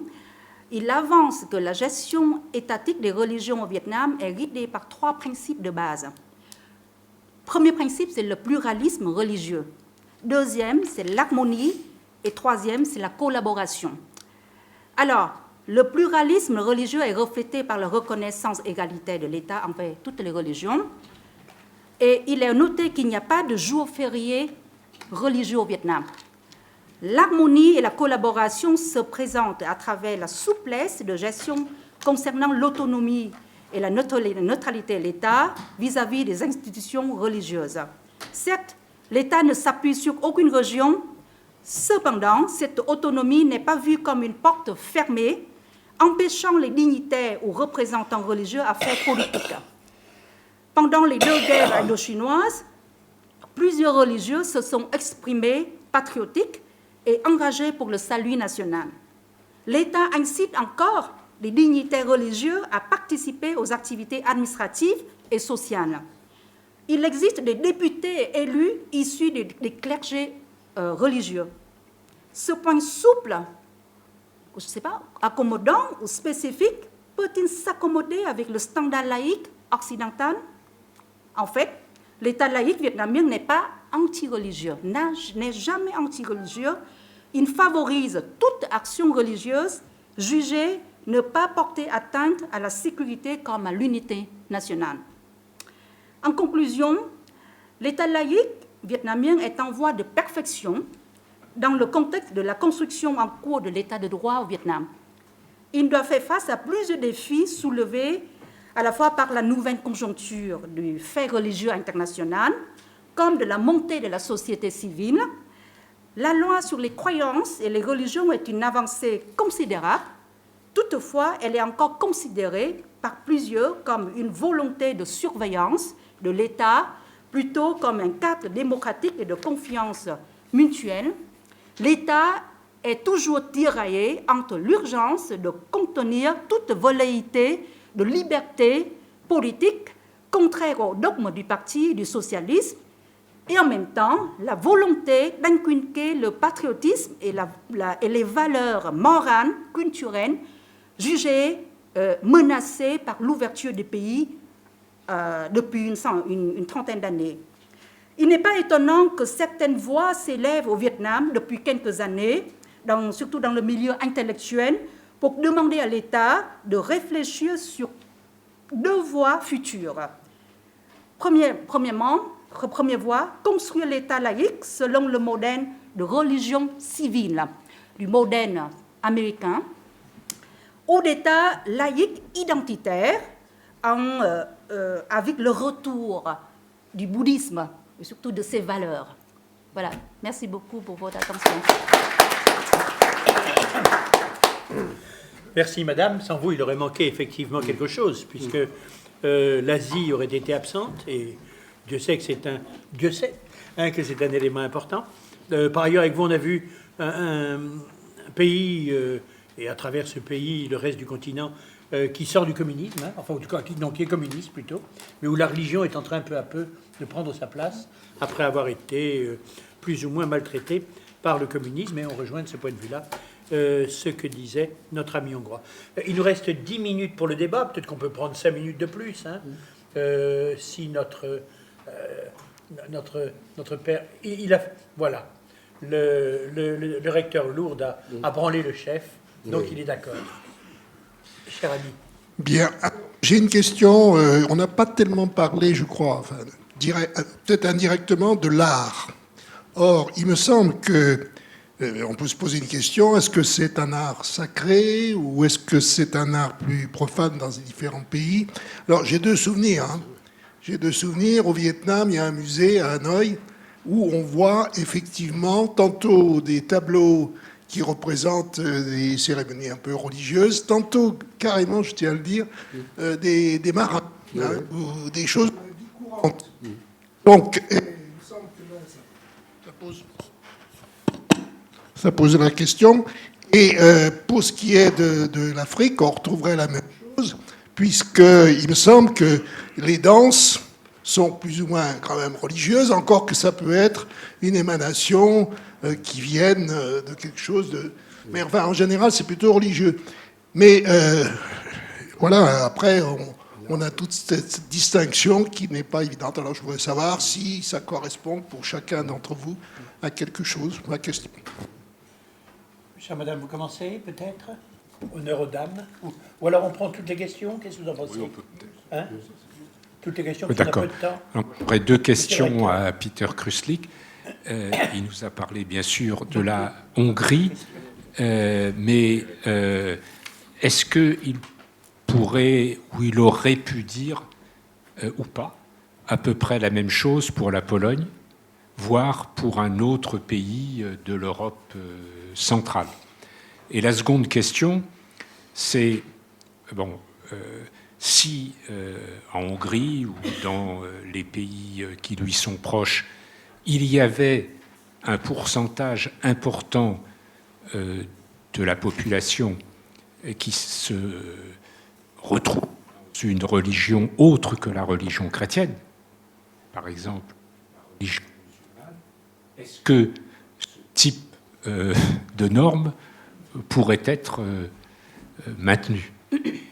Donc, de ce fait-là, est-ce qu'il n'y a pas nécessairement un lien entre les dispositions qui reconnaissent donc la tradition chrétienne du pays avec la nécessité d'une politique en matière d'immigration qui puisse maintenir cette homogénéité religieuse. Merci, monsieur le recteur. Est-ce qu'il y a d'autres questions? J'ai une petite question pour Madame Phan concernant le Vietnam. Bon, vous avez cité les statistiques concernant les pratiquants, selon lesquels les pratiquants, le nombre des pratiquants les plus importants, ce sont les catholiques. Alors, selon quels critères, en se basant sur quels critères qu'on donne ces chiffres, en fait? Juste une petite question. Oui, ils sont plus nombreux. Mais les catholiques sont plus organisés. C'est ça. Oui, c'est une autre question pour Madame Phan. J'aimerais savoir, bon, l'ouverture du pays semble assez inexorable au Vietnam. Et entre les deux modèles que vous avez identifiés à la fin, soit un État laïque identitaire, pour ne pas dire autoritaire, et puis la constitution d'un modèle avec une religion civile, qu'est-ce que peut représenter un espace francophone en termes d'expression, en termes d'animation de la société civile? Alors que, bon, vous le savez comme moi, un certain nombre d'associations, régulièrement, sensibles aux droits de l'homme, nous interrogent sur un certain nombre de respect des libertés fondamentales au Vietnam. Je vous remercie. Je m'appelle Jean Bosco. Je viens du Burundi. Ma question s'adresse à Madame. Vous avez parlé de l'ouverture de l'espace vietnamien par rapport à la libéralisation, donc à l'acceptation de la pratique religieuse. Ainsi, comme on le sait, pour certaines religions, l'autorisation ou l'ouverture à la pratique de certaines religions implique des relations avec d'autres partenaires. Ici, je parle ici de la religion catholique. Ainsi, ma question est de savoir quel type de relation a l'Église catholique de Vietnam par rapport au Vatican, au Saint-Siège. Parce que c'est de savoir si c'est une religion aussi, c'est le catholicisme accepté par le Saint-Siège et qui doit la subordination, enfin, l'obédience au Saint-Siège. Et par rapport à M. Peter, c'est la question est de... Je voudrais demander, est-ce que peut-on parler de la... Que pensez-vous de la laïcisation des relations internationales? Ici, nous parlons peut-être à la fois des relations entre les États, l'ordre interne et les religions, mais aussi lorsque les religions peuvent avoir des relations extra-étatiques. Qu'en pensez-vous? Ici, lorsque on se souvient du pape du pape Jean-Paul II et le rôle que l'Église catholique, à qui on reconnaît le rôle aussi, à la fois religieux, mais aussi un État du Vatican qui est normal comme d'autres États. Mais cette ambiguïté, comment est-ce que vous envisagez, comment est-ce que vous entendez cette relation que doivent entretenir les États lorsqu'ils ils doivent avoir des relations avec l'État du Vatican? Je vous remercie. Merci. Je crois qu'on arrête là les questions. On va faire l'ordre inverse. Donc cette dame commence, si vous voulez bien. Oui, d'accord. Et après, voilà, ce sera M. Ferral qui dira. Alors, je commence par la question du président Laborène. C'est vrai, on n'a pas abordé la question de l'art. Alors, effectivement, au Vietnam, hein, vous voulez dire, au Vietnam. Alors, il y a des peintures ou des œuvres d'art populaires folkloriques, on peut dire ça, qui datent avant l'administration coloniale. Hein. Par exemple, les peintures sur le papier de riz, voilà. Et c'est pas totalement, toutes ces peintures ne sont pas vraiment religieuses en fait. Alors, c'est très lié à des scènes quotidiennes ou des contes populaires. Contes populaires. Alors, c'est pour cela qu'on voit, vous voyez, il n'y a que 13% de Vietnamiens sont vraiment religieux. Ce n'est pas un pays où comment on peut dire, les institutions religieuses ne s'implantent pas de façon... parce qu'il n'y a pas de religion majoritaire déjà, pas une religion qui influence la politique ou la société fortement. Mais il y a une spiritualité très élevée et c'est le résultat du syncrétisme religieux d'influence chinoise qui a, comment on veut dire, marqué durablement pendant des milliers d'années le peuple. Du coup, on se réfère à un Bouddha très bienfaisant, on se réfère à un taoïste en harmonie avec la nature, etc. Mais, et au Confucius, mais Confucius, c'est plutôt pour l'élite. Parce qu'en fait, le confucianisme, ce n'est pas une religion comme les standards occidentaux ici, c'est-à-dire qu'il y a avec des, comment vous dire, il y a des lieux de culte, des dogmes ou des disciples. Voilà. Le confucianisme, c'est un art d'administration, une philosophie de vie, et qui, voilà, j'ai parlé dans mon texte, qui correspond bien à l'autorité, en fait. Voilà. Bon, il n'y a pas... Bon, de ce point de vue, on peut trouver quelques peintures de Bouddha ou de Confucius, mais qui ne sont pas dominantes. Oui, des sculptures aussi, oui, c'est ça. Et c'est effectivement, là, c'est le rôle de la colonisation. C'est les Français qui ont ressuscité l'art vietnamien et qui ont beaucoup participé à, je veux dire, la rénovation de l'art traditionnel au Vietnam. Il y a une mythologie quand même. Méthodologie. Ah, mythologie, ah oui. De fondateur, mythologie fondatrice, oui, et qui est considéré comme un héros national, non, c'est pas un fondateur national, qui fait partie du même, je veux dire, du même niveau que les héros nationaux. Parfois Ho Chi Minh est aussi, comment considéré par une certaine catégorie de population comme un génie, voire Dieu. Ouais, ça. Alors après, vous parlez de... Oui, alors est-ce que c'est les scénarios d'avenir? Bien, c'est vrai que l'État, implicitement, je veux dire explicitement, les discours officiels sont des discours d'ouverture, de concordat, d'écoute, etc. Mais l'État, comment vous dire, utilise la bureaucratie pour contrôler et surveiller les religions au Vietnam. Les religions, je veux dire que les religions établies, en fait. Alors, il y a eu, comment vous dire, des hauts et des bas depuis le début, hein, entre l'État et les deux religions principales, le bouddhisme et le catholicisme.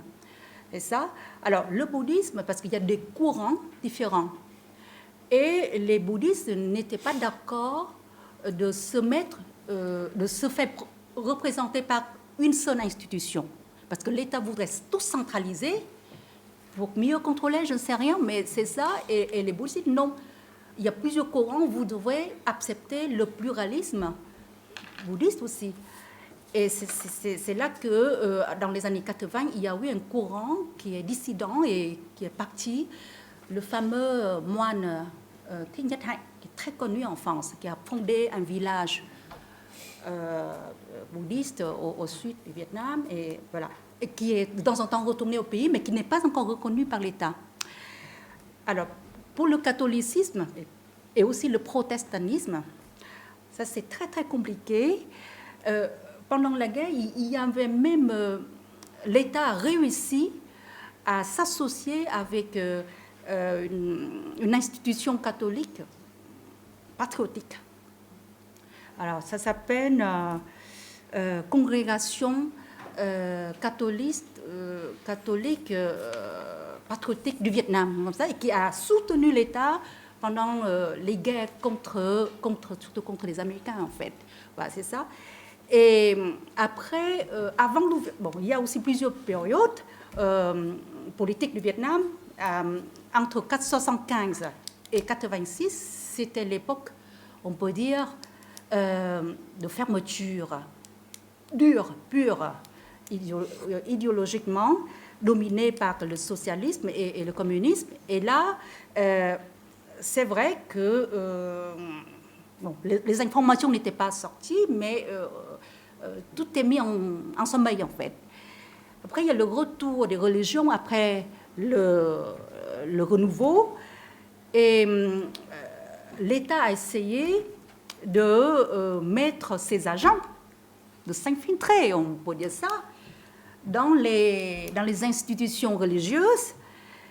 Alors, l'État peut-être a réussi aussi, parce qu'il y avait des communismes qui sont convertis. C'est comme ça, à la religion, mais peut-être qui prêtent serment aussi à l'État d'être fidèles aux intérêts de l'État. Après, maintenant, c'est la mondialisation, c'est l'ouverture du pays. Et le Vietnam accepte, là je réponds à votre question, de traiter le catholicisme, comment vous dire, aux normes internationales. C'est-à-dire que je crois que le gouvernement maintenant accepte que le Vatican nomme les évêques. Vous voyez, et il y a aussi des missions régulières que le Vatican au Vietnam. Il y a eu et l'État vietnamien est très organisé de ce point de vue, parce qu'il a un comité de gestion religieux au niveau du gouvernement. Il y a aussi des comités de coopération internationale sur les domaines religieux. Voilà, c'est ça. Et après, les questions de droits de l'homme, la liberté d'expression, etc. Alors, je pense que c'est évident. Je l'ai dit, que l'État, la gestion de l'État sert aussi à éviter toutes les déviances, je veux dire, idéologiques. Alors, il y a eu des religieux, surtout des catholiques, qui étaient plutôt pour la France, pour je veux dire, le côté pour la France avant 1954, et qui voulaient, en quelque sorte, peut-être ressusciter les époques, et qui ne pouvaient pas ouvertement s'opposer à l'État. Et du coup, maintenant, comme il y a beaucoup de dissidents au Vietnam, et on voit que les religieux, certains religieux soutenaient ouvertement ces mouvements. Mais je crois que l'État vietnamien est assez intelligent pour dire que non, tous les religieux ne sont pas comme ça. Il y a certains religieux qui seront punis par la loi, et d'autres, nous continuons la voie de collaboration et d'unité, en fait. C'est ça. Alors, je pense qu'il existe des coopérations francophones, comment vous dire, entre les églises, je veux dire, européennes, catholiques, et le Vietnam. Mais moi, je n'ai pas le temps de m'en occuper, en fait, de faire ces recherches. C'est ça. Je ne sais pas si j'ai répondu à votre question. Merci beaucoup, madame. Très brièvement, on a fait ça. Oui, je disais que cette collusion qu'il peut y avoir entre les églises et l'État se servant de l'Église, et l'Église acceptant un petit peu son rôle, c'est des choses que l'on a vues très souvent. D'ailleurs, il me semble que pour les questions religieuses, la France a déclenché une guerre à partir de Vietnam jusqu'en Chine. Donc, donc ça, il ne faut pas l'oublier non plus, pendant la période de colonisation. Donc la collusion, souvent l'Église a été la tête de pont de la colonisation, en particulier dans le Pacifique. Hein. Ce sont les explorateurs et les missionnaires qui ont effectivement donc, implanté la colonisation. Donc les rapports dialectiques qu'il existe entre les Églises et l'État, effectivement, on les retrouve là-dedans. Si dans un premier temps, les églises apparaissaient comme étant comment dirais-je, les complices de l'étranger et de la colonisation, elles peuvent apparaître à un moment donné. Et on revient bien à l'idée que la laïcité s'intègre à l'idée d'ordre de l'État. Oui. Merci, chers collègues. Excusez-moi, parce que j'ai oublié de répondre à la question de Karen. On est aux statistiques, oui. Alors, bon, il n'y a pas encore, comment te dire, de méthode, il n'y a pas encore de statistiques sur la démographie religieuse. C'est-à-dire quand on fait des sondages sur les sondages socio-démographiques au Vietnam, je suppose il y a un formulaire commun. Et là-dedans, il y a des questions portant sur la foi religieuse. C'est ça. Et on dit que est-ce que vous êtes bouddhiste ou vous êtes catholique, des choses comme ça. Et oui. Alors, beaucoup de bouddhistes, je pense que les bouddhistes, c'est compliqué parce que, je viens de dire que les bouddhistes ne sont pas obligés d'aller à la pagode, ne sont pas obligés de respecter certaines règles strictes, comme dans l'islam ou comme dans le catholicisme, dans la chrétienté. Du coup, on dit que j'ai un cœur de Bouddha. Je peux faire de temps en temps des prières, mais je ne suis pas vraiment pratiquant. C'est-à-dire, dans la famille, on peut avoir un autel des ancêtres, un autel de Bouddha. Ce n'est pas l'autel des ancêtres, mais parce que j'aime Bouddha, mais peut-être on ne connaît pas vraiment tous les enseignements du bouddhisme, en fait. Voilà, c'est ça la confusion, en fait. Et du coup, maintenant, les catholiques, c'est quand même les mieux représentés parce que c'est très bien encadré, en fait. C'est quand même étonnant parce qu'on vient au Vietnam, on voit partout les temples de bouddhisme. Du coup, quand on dit mais que on ne connaît pas vraiment le bouddhisme parce que dans les temples bouddhistes, il a interdit, par exemple, de brûler des feuilles, des offrandes en papier. Et le Bouddha n'accepte pas non plus les offrandes animales. Les Vietnamiens, je remarque, viennent souvent pour ça fait partie de la culture, en fait, de la vie spirituelle. C'est pour cela que j'insiste sur le syncrétisme religieux. C'est pas vraiment C'est ça, je pense qu'il est nécessaire d'avoir des critères précis pour les pratiquants, en fait, parce que les sondages comme ça, c'est très peu fiable. Au Vietnam, hein. Il faut suivre une formation comme ici, dans les universités. Moi, je crois que les bouddhistes sont moins encadrés que les catholiques. Hein. Je me rappelle avoir visité des pagodes avec des étudiants, des groupes d'étudiants, qui m'avaient dit, moi je ne suis pas bouddhiste, et puis quand j'étais dans la pagode, ils faisaient des prières, ils se mettaient à genoux, donc ils ne se considéraient pas comme bouddhistes, mais ils faisaient quand même des prières. Vous parlez du modèle laïque, il y a quand même un courant très fort qui voudrait que le Vietnam aille vers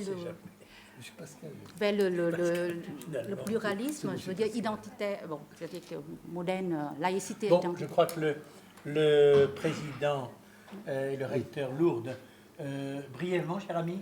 Oui, je vais tenter.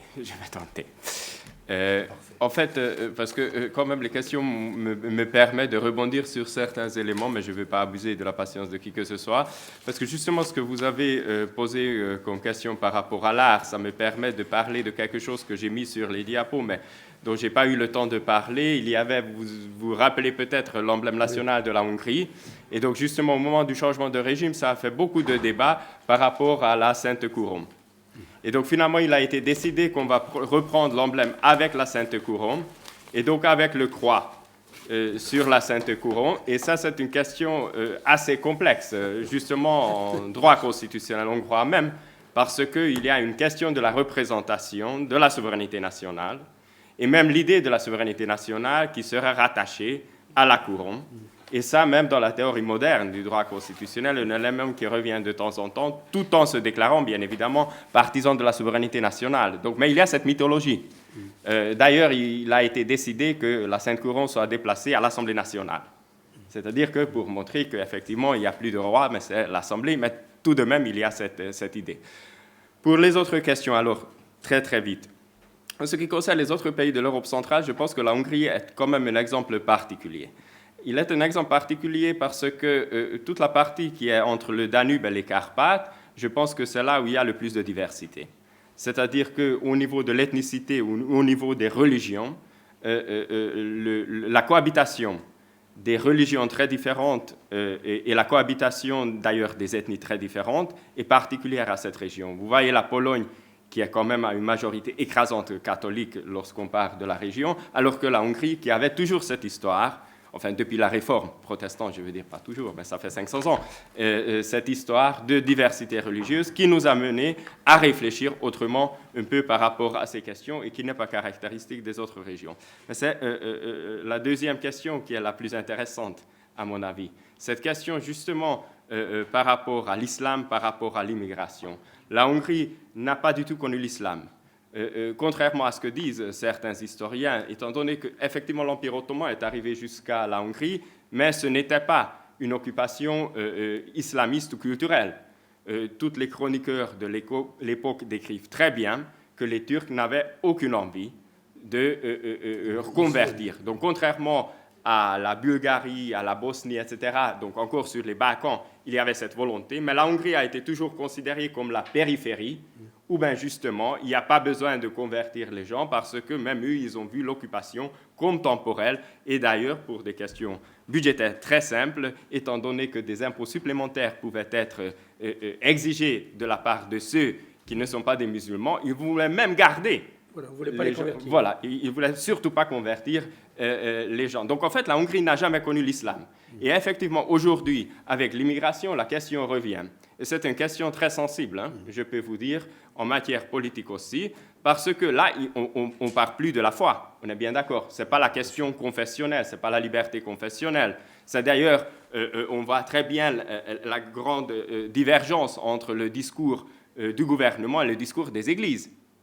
Les églises qui prêchent l'accueil de toute personne venant de partout, indépendamment de la religion, etc., etc., alors que le gouvernement qui manifeste une crainte et qui nourrit cette crainte face à l'islam qu'il considère contraire dans ses valeurs aux valeurs qui seraient chrétiennes enracinées de la Hongrie. Donc ça, c'est une véritable question très intéressante, uniquement pour ceux qui étudient déjà le discours politique. Et pour la toute dernière question, et je vais m'arrêter en quelques secondes, mais c'est aussi un élément que notre ami du Burundi a posé qui est à mon avis très intéressant. Je ne vais pas répondre dans le sens où vous avez posé la question, mais ça me permet de parler d'autre chose, parce que justement dans les relations internationales. Alors la question ne se relève pas par rapport au Saint-Siège. En fait, tous les gouvernements hongrois, et d'ailleurs c'est très intéressant, avaient un respect, une vénération, pour ainsi dire, y compris les socialistes, hein, pour le Saint-Siège. Hein. C'est très intéressant de voir le Premier ministre qui a conclu le traité de Vatican en donnant tout ce que l'Église catholique a demandé, c'est celui qui vient du Parti communiste ancien, Gyula Horn, qui vient de décider, qui était un communiste militant. Mais face à l'Église catholique, alors je ne connais pas les raisons, mais il y a une vénération incroyable. Mais là où c'est intéressant, cette volonté de la Hongrie d'être protecteur de christianisme dans les relations internationales, et ça s'affiche de plus en plus dans la politique extérieure hongroise, je ne sais pas si vous êtes au courant, la Hongrie est le seul pays d'avoir un secrétariat d'État responsable pour les chrétiens chassés dans le monde. Donc les chrétiens poursuivis dans le monde, le gouvernement hongrois ressent toute une responsabilité. Et d'ailleurs, des sommes très importantes sont dépensées, je connais ça de la part de l'université, il y a même un programme de bourse pour des chrétiens qui seraient poursuivis, qui doivent être accueillis d'une façon privilégiée dans les universités publiques de la Hongrie. Et ça se représente des politiques, par exemple, pour le continent africain aussi. Venant d'un pays à majorité musulman, on peut facilement se déclarer être poursuivi en tant que chrétienne, il n'y a bien sûr pas de preuves et l'État hongrois qui est très accueillant pour vous donner des idées. Voilà, je vais m'arrêter là. Merci de votre attention.